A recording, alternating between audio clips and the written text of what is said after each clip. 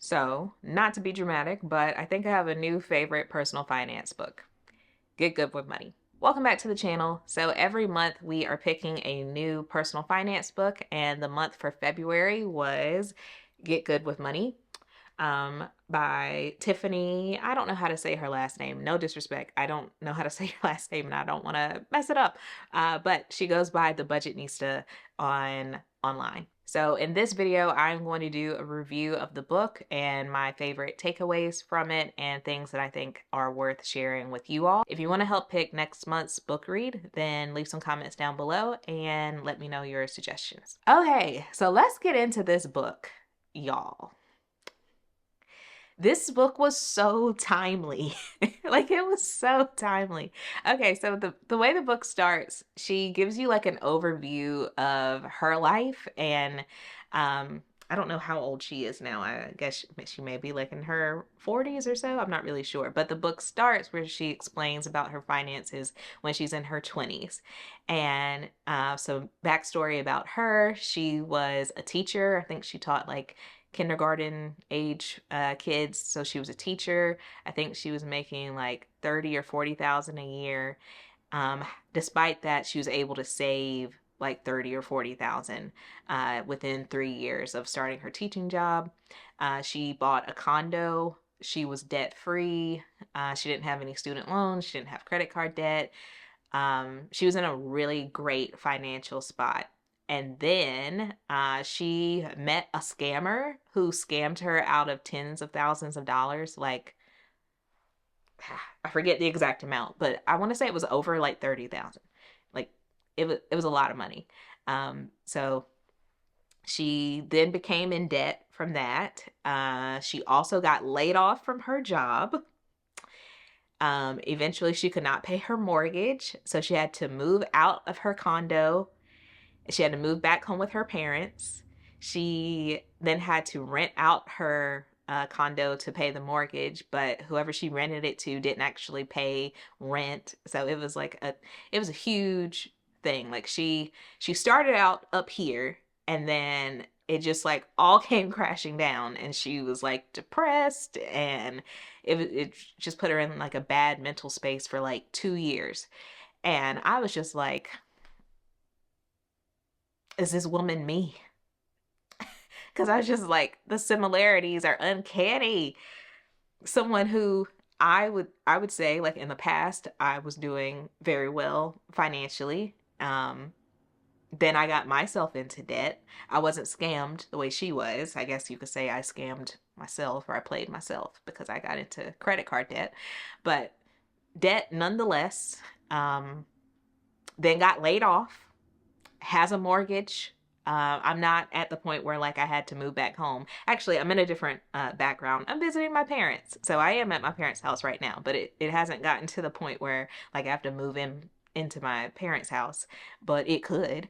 Um, so I was just like, wow, this woman is like super relatable. So that's one thing that I love about this book. She was very honest and transparent about everything that happened to her financially and how it felt to be in that really negative space. And the book is how she climbed her way out of that hole and is now like in a very good financial space. So yeah, it tells you about how she began. And then from there, she creates this concept of financial wholeness. And she uses like a pie chart as a visualization. And she has different segments that are like 10% in like 10% segments. And you keep growing until you get to 100% whole. And so each chapter in the book is like each percentage of how to be financially whole. And because she's a teacher or was a teacher, I loved how she explains things. And I love like she has homework assignments for each chapter, but they're super like relatable.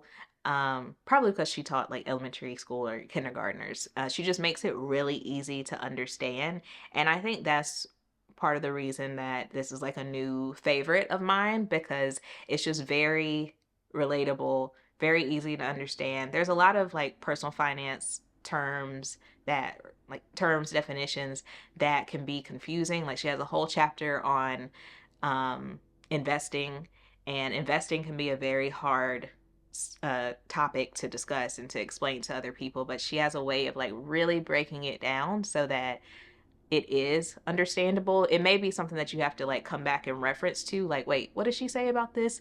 But each time you go back to it, it's like, oh, this is what she said and this is what she meant. So I really recommend the book. Now there's a lot of information in here. There's a lot.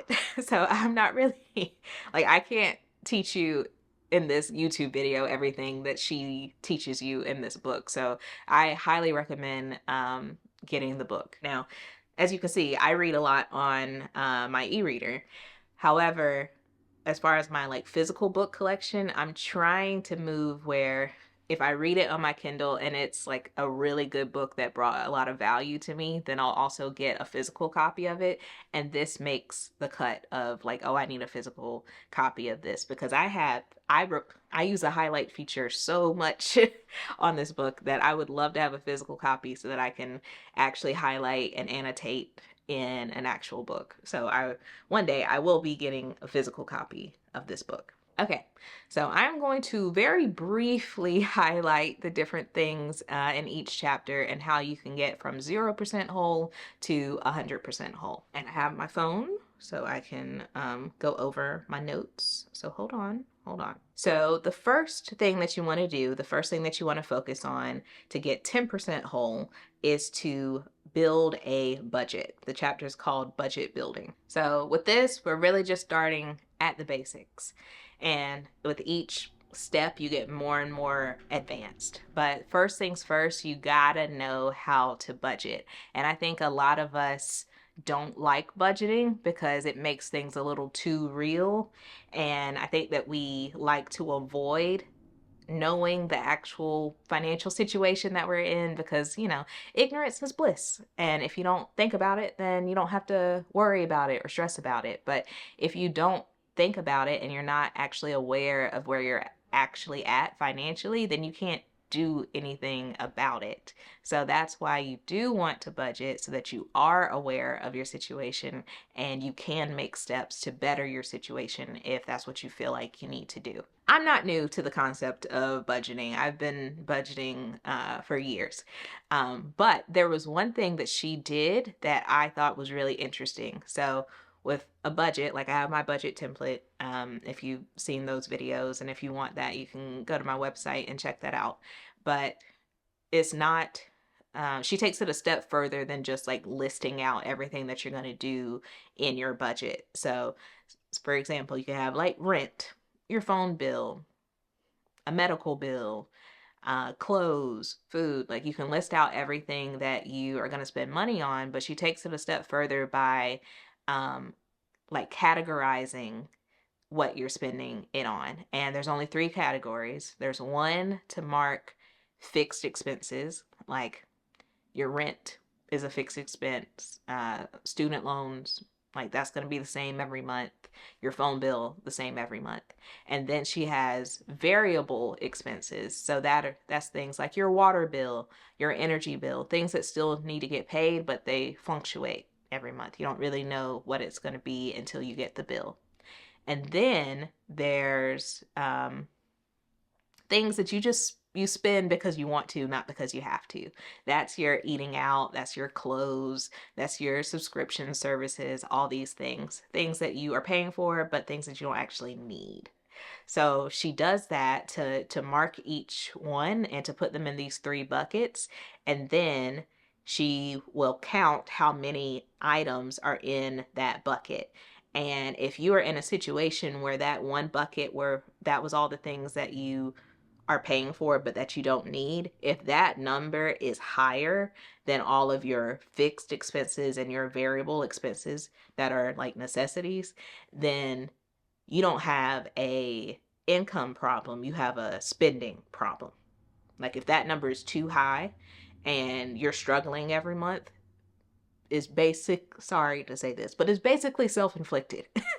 You're spending too much money on things that you don't actually need. So that's a way to kind of visualize like, oh, I need to cut back on these other things. But if you do the same thing and you're still feeling like you're struggling month to month and you find out that that bucket of those non-necessities that you're spending on, if that's actually like a really small number and the majority of your money is going towards your fixed expenses or your variable expenses that are necessities, then you actually don't have a spending problem. You have an income problem and you need to make more money or downgrade your life if you can, like get a cheaper place to live or something. So that's why I really liked that chapter, because it kind of, like, yes, I've heard of budgeting and yes, I've done budgeting a lot, but I haven't categorized it like that. And it made me curious, like, oh, what in my budget can I cut out? Because as y'all know, I've been trying to cut things out and I have been a little successful. Like, I've cut out Apple Music. I am cutting out Epidemic Sound. So yeah, I'm trying. But it's just good to, it's a good way to view your budget. So that's why I really liked that chapter. So now that you've built your budget, now you want to go to the next step, which is saving like a squirrel. So she uses this concept of being like a squirrel, where in warm months they are collecting acorns so that in the winter months, when there's not a lot of acorns around, they can still survive and they can live off of those acorns. And so think of it the same way as your financial life. If you are in a season of your life where you have overflow, you have financial abundance, you should be saving money, because life happens. It happens. Life be lifing. Yeah, like it can hit you hard, and it happens. I feel like it happens in cycles. You're going to be up one time, you're going to be down another time, and I am in a down at the moment. Um, but that's why when you're up, you need to be saving, so that when eventually something's going to happen to you, you may not get laid off the way I did, but maybe you're in a car accident and your car is totaled, and maybe you're fine. That's great. But, we want to prioritize your physical health, but your car is totaled and you need a new car. So if you don't have any savings, what are you going to do to get a new car? You're going to finance the entire thing. Medical debt, maybe car maintenance, like you need new tires. Have you bought tires recently? Prepare to give up like $1,000, and that's on like a basic car. When you do have a lot of extra money, or maybe not even a lot of extra money, but you're just in a good space financially, like you're in a steady space, you want to carve out some of your budget for saving for the day when you don't have a steady income. Okay, so the next step is digging yourself out of debt, and that is how you become 30% financially whole. A very another timely chapter, because as y'all know, I have credit card debt. I also have student loan debt, but I'm not even thinking about the student loan debt right now. Part of the steps that she suggests is to identify all of your debt, and that's another thing, like we can't be avoidant about this. Even though I said I'm not thinking about the student loan debt, I'm not thinking about it right now because number one, I'm trying to get them deferred since I got laid off. But number two, even if I can't get them deferred, the interest rate on them is low compared to the credit cards. So that's another part that she talks about, is coming up with a strategy of how to pay off your debt. Like, which one are you going to do first? So the student loans, I think the interest rate for those is like 6% or something, like something close to that. And then with my credit card debt, they vary, but all of them are over 20%. So my focus is, my focus right now is just surviving and being able to pay my mortgage. But outside of that, I want to pay off the credit card debt. And so that's kind of my strategy. And then there's also, if you've heard of the debt snowball method versus the debt avalanche method. So with debt snowball, you attack the smallest debt first. And then with debt avalanche, you attack whichever one has the highest interest rate first. It really depends on you, whichever you want to do. With the debt avalanche, you'll end up paying the least amount of interest over time. And then with the debt snowball, you will pay more interest, but it's like a mental boost, because if you start with the smallest one first, you'll be able to pay that off more quickly than you would the bigger ones. So if you need like that mental stimulation to be like, yay, I did it, now I can move on to the next one, then most people choose the snowball method for that reason. And once you pick your method and you have your plan to pay off that debt, then automate it.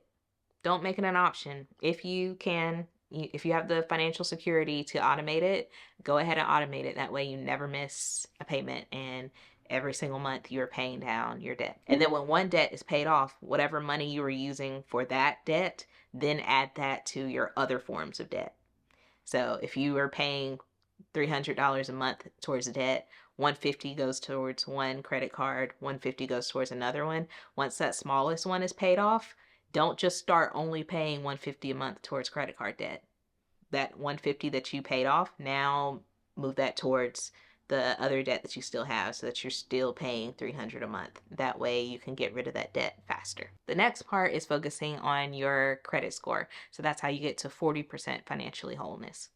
So she does a good job of explaining what credit scores are, and the different things that you need to be focused on. So she lays out your credit score is built around different factors. So she talks about each one of those factors, making sure that you pay all of your bills on time, making sure that you have a low credit card utilization, how diverse is your credit, how old is your credit.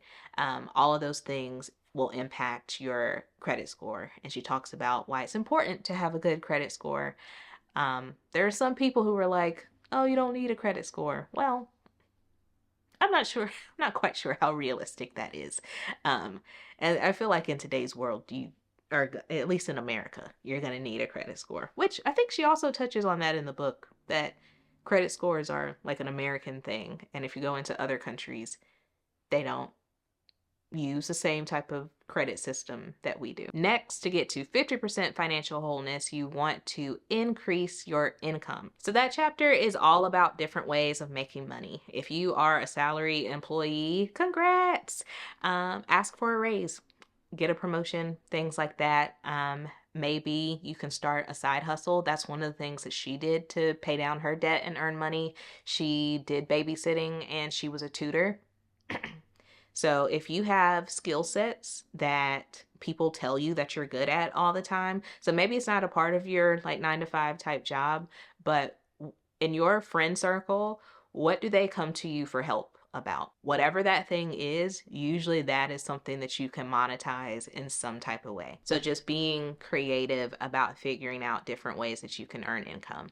So like for me, I used to be a really like heavy photographer. Like I did a lot of photography. I don't do it as much anymore, but in my current financial position, I've been like saying like, oh yeah, like I can go back into doing photography for people. And someone actually reached out and they hired me for a job. So I'm going to get some extra money from that.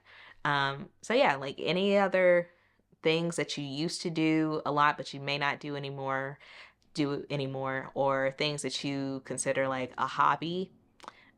If you're willing, maybe turn that hobby into a side hustle so that you can make some more money. The next thing that you want to focus on is learning how to invest. So there's 2 different types of investing. You can invest for retirement or invest to build wealth. First, you want to focus on getting the habit of investing for retirement. So that is your 401k through work. It can be your IRA, a Roth or traditional IRA. There's something called a HSA, which is another thing that you can get through work. That's tied to your healthcare. And then as far as like investing for wealth, that's like your brokerage account, buying stocks, buying ETFs, buying mutual funds, index funds. Those are a lot of scary words. I get that. That's why you should read the book. It's why you should read the book, because she really breaks each one of those down. It's one of the longest chapters, actually, I think, because there's a lot of information when it comes to investing. So I highly suggest you read the book. Or you can watch the video from last month's book. It was called Girls Just Want to Have Funds, and that book is all about investing. So you can read that book as well or watch that video. Next, now we're up to being 70% financially whole, and that is getting good with insurance. I know she She really talks about money. So insurance, life insurance, property insurance, health insurance, disability insurance, long-term disability, short-term disability. There's a lot of different, home insurance, car insurance. Like, she talks about all of it and why it's necessary, and how sometimes insurance can seem like a scam, but it's really like you'd rather have it than not have it. Um, so she talks about the importance of insurance and all the different types of insurance that you can have. Now we're up to 80% whole. So grow rich-ish, increase your net worth. So she talks about what a net worth is. It's your assets minus your liabilities. And so you can have a positive net worth, a negative net worth, or zero. um, and just because you make a lot of money does not mean that you have a high net worth. Someone could make considerably less money than you, but if they don't have any liabilities, then they'll have a higher net worth than you.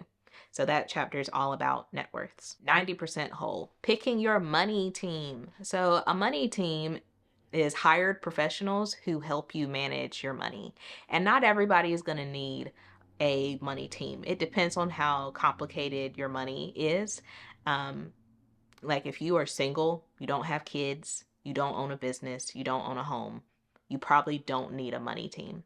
But if you are married, you have kids, you have a business, you own property, you have a lot of different assets, then yeah, you would want a money team. So the people on your money team, a CPA, certified,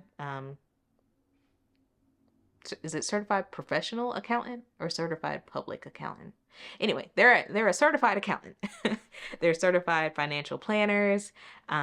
There's estate attorneys, estate planning attorneys.